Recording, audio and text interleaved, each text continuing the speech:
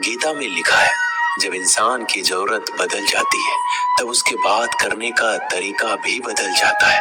फायदा सबसे गिरी हुई चीज है, लोग उठाते ही रहते हैं। हारता वो है जो शिकायत बार बार करता है और जीतता वो है जो कोशिश 1000 बार करता है।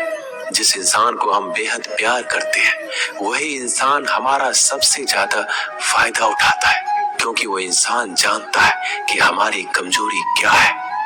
इतने समझदार बनो कि किसी को माफ कर दो, लेकिन इतने बेवकूफ मत बनो कि धोखा देने वाले पर दोबारा विश्वास कर बैठो। उम्मीद मत छोड़ना, कल का दिन आज से बेहतर होगा। जिंदगी में उस लेवल तक पहुंच जाओ कि लोग आपको खोकर पछताए। जीवन में कभी भी किसी से अपनी तुलना मत कीजिए। आप जैसे हो सर्वश्रेष्ठ हो, क्योंकि ईश्वर की हर एक रचना सर्वोत्तम होती है। खुद को किसी से कम समझना ईश्वर की रचना का अपमान है। इंसान का मन ही उसका सबसे बड़ा दुश्मन और उसका सबसे बड़ा दोस्त होता है। यदि मन आपसे जीतता है तो आपका दुश्मन बन जाता है, और यदि आप मन से जीतते हो तो आपका सच्चा दोस्त बन जाता है। यदि कोई आपको नजरअंदाज करे तो बुरा मत मानना, क्योंकि लोग अक्सर अपनी हैसियत के हिसाब से चीजों को नजरअंदाज करते हैं। उन लोगों के पीछे कभी मत भागना जिन लोगों को आपकी कोई परवाह नहीं।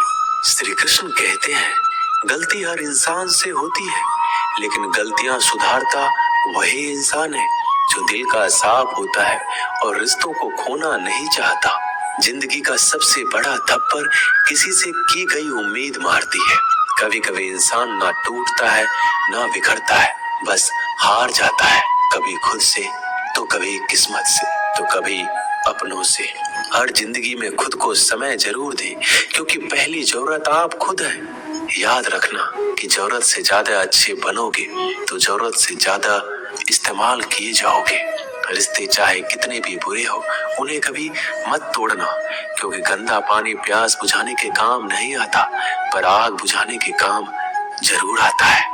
जमाना जब भी मुश्किलों में डाल देता है तो परमात्मा हजारों रास्ते निकाल ही देता है। विश्वास करने वाले से ज्यादा बेवकूफ विश्वास को तोड़ने वाला होता है, क्योंकि वह सिर्फ एक छोटे से स्वार्थ के लिए एक अच्छे इंसान को खो देता है। भलाई करते रहो पानी की तरह, बुराई खुद ही किनारे लग जाएगी कचरे की तरह। जब कोई समझे नहीं तो उसे समझाने की जरूरत ही क्या है। जब कोई माने नहीं तो उसे बताने की जरूरत ही क्या है। सच्चे दिल से किसी जरूरतमंद की मदद करके तो देखो। अगर दिल को सुकून ना मिले तो कहना, जिसे जाना है उसे जाने दो। अगर वो आज रुक भी गया तो कल चला जाएगा।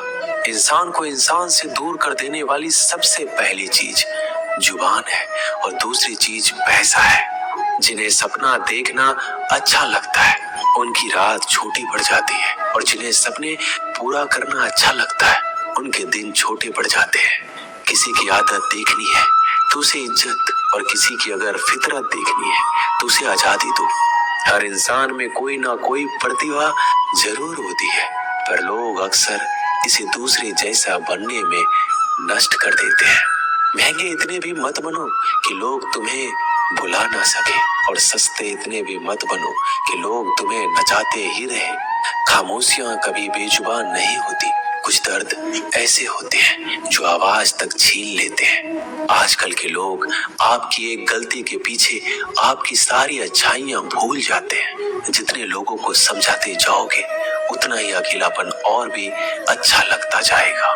खत्म हो जाएंगे वो भी रिश्ते जिनसे मिलकर लगता है कि ये उम्र भर साथ देंगे। श्री कृष्ण कहते हैं, अहंकार किसी भी चीज का हो सर्वनाश करके ही छोड़ता है। खाली वक्त में तो हर कोई बात कर लेता है।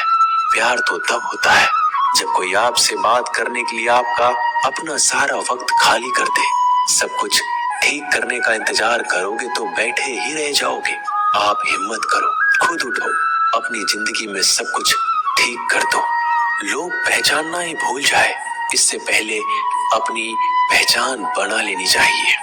एक बार एक राजा ने भगवान श्री कृष्ण का मंदिर बनवाया और उसमें मूर्ति की पूजा करने के लिए एक पंडित को रखा। हर रोज अपनी मंत्री से कहकर मंदिर में एक माला भिजवाता था और पंडित जी को वो माला श्री कृष्ण को चढ़ाना होता था। उसके बाद राजा जब दर्शन के लिए आता था तो पुजारी वो माला भगवान की मूर्ति के ऊपर से निकालकर राजा के गले में पहना देता। कई सालों तक ऐसा चलता रहा। पंडित जी अब बूढ़े हो चुके थे। एक दिन राजा की तबीयत खराब हो गई। उसने अपने सेवक को कहा कि तुम जाकर पंडित जी को माला दे आओ और उनसे कहो कि आज मेरी तबीयत खराब है, मैं आज मंदिर नहीं आ सकता, तो प्रतीक्षा ना करे। फिर राजा का सेवक वो माला लेकर पुजारी के पास गया और पूरी बात बता दी। पुजारी जी ने वो माला मूर्ति को चढ़ाई और सोचने लगे, इतने सालों से ये परंपरा चली आ रही है, लेकिन मैंने कभी भगवान का माला उतार कर खुद नहीं पहनी। शायद आज भगवान की यही इच्छा है कि ये माला मैं पहनूं, इसलिए भगवान ने आज राजा को नहीं भेजा। इसलिए आज अच्छा मौका है, ये माला मैं निकाल कर खुद पहन लेता हूँ। फिर उस पंडित ने भगवान की मूर्ति से माला निकाल कर खुद पहन ली। इसी बीच राजा का सेवक दौड़ के पंडित के पास आया और पंडित जी को कहने लगा कि राजा जी को ठीक नहीं लग रहा है, उनकी तबीयत और बिगड़ गई है, इसलिए अब वो प्रभु के दर्शन करना चाहते हैं। वो आ रहे हैं, उनकी सवारी जल्दी अभी मंदिर में आएगी। उन्हें लगा कि ये परंपरा कहीं टूट ना जाए, इसलिए वो आज भी मंदिर में आ रहे हैं। जब पंडित जी को इस बात का पता चला तो उन्होंने फटाफट माला अपने गले से उतारी और जाकर फिर से भगवान की मूर्ति को चढ़ा दी। फिर कुछ देर बाद राजा वहां आए और रोज की तरह पंडित जी ने भगवान के ऊपर से माला निकाली और राजा को पहना दी। अब राजा ने उस माला को देखा तो उस माला में एक सफेद बाल नजर आया।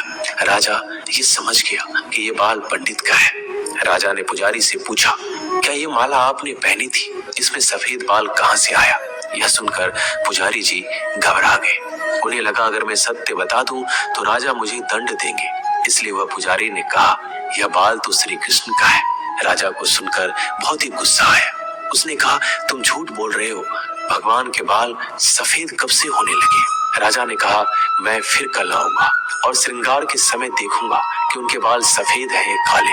अगर बाल काले निकले और सफेद नहीं निकले तो आपको कल ही मृत्यु दंड दिया जाएगा, क्योंकि आपने मुझसे झूठ बोला है। राजा ये कहकर वहां से चला गया। इधर पुजारी भगवान के चरणों में गिरकर रोने लगे कि हे प्रभु, मुझे माफ कर दीजिए, मैं लोभ में आ गया था, मुझे लगा मुझे ये माला पहन लेनी चाहिए, मुझे बचा लीजिए, नहीं तो कल राजा मुझे मार देगा। तो पुजारी पूरी रात भगवान के चरणों में गिरकर रोने लगा, विनती करने लगा कि प्रभु मुझे बचा लीजिए। अगली सुबह राजा मंदिर पहुंचा। राजा ने भगवान की मूर्ति के ऊपर से मुकुट निकाला और उनके बाल देखे। राजा चौंक गया क्योंकि भगवान की मूर्ति के ऊपर सफेद बाल थे। राजा ने सोचा ये पुजारी की कोई चाल है, इसने मौत की सजा से बचने के लिए भगवान के बाल सफेद कर दिए हैं। राजा यह बाल असली या नकली इसकी जांच करने के लिए बाल तोड़ने लगा। जैसे ही राजा ने कुछ बाल तोड़े तो मूर्ति में से खून की धारा बहने लगी। राजा भगवान के चरणों में गिर गए और क्षमा मांगने लगे और रोने लगे, कहा मुझे माफ कर दीजिए। तभी मूर्ति से एक आवाज आई, राजा तूने सिर्फ मुझे मूर्ति माना, इसलिए मैं तुम्हारे लिए सिर्फ एक मूर्ति हूँ, लेकिन पुजारी ने मूर्ति में साक्षात भगवान देखा, इसलिए मुझे मेरे भक्त की रक्षा करने के लिए मेरे बाल सफेद करने पड़े और खून की धारा बहानी पड़ी, ताकि मैं समझा पाऊं कि जहाँ भाव है वहाँ भगवान है। अगर आप वाकई में भगवान का स्मरण करते हैं, उन्हें देखना चाहते हैं, तो आपके अंदर सिर्फ भाव होना चाहिए। ये एक छोटी सी कहानी हमें शिक्षा देती है कि भगवान के आशीर्वाद के सिवाय कुछ भी संभव नहीं। अगर आप सच्चे दिल से भगवान को पुकारते हैं तो भगवान आपकी मदद के लिए जरूर आते हैं।